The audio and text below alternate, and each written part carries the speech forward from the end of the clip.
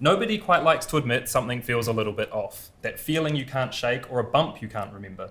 Most of us would rather go to Google, plug in a whole range of symptoms and be told we have every disease known to man before we go sit in a dreary rating room, read ancient copies of Women's Weekly and have someone poke their fingers somewhere. So what if you could skip all of that? Skip the waiting and skip all the awkward conversation. Around the world, a range of technologies using artificial intelligence have begun to allow just that. For example, hospitals in Japan have started using scanners that can produce results in seconds without the need for doctors to look them over. Mobile apps have become available that let people track and diagnose their own health and even send this information to doctors or pharmacists to have treatment waiting for them when they get there. And while these amazing advances accelerate the otherwise dreary experience to a rapid convenience, the question is, how is New Zealand's health system affected by the use of these things, and what if something goes wrong?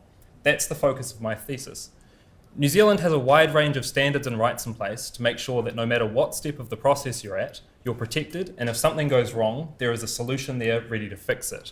Because case examples of problems with AI are almost non-existent at the moment, my research relies on analysis of these existing systems to see how they might respond when one of the parties involved is not a human being.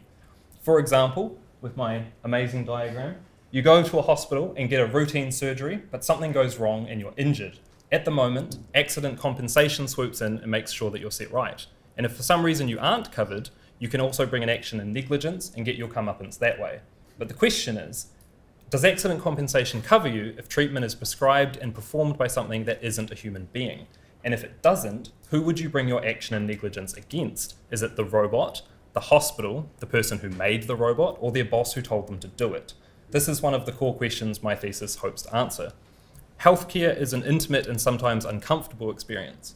Making sure that the process is as smooth as possible is vital to ensure that nobody is caught in lengthy, emotional, or costly legal battles when trying to resolve them when these technologies reach our shores.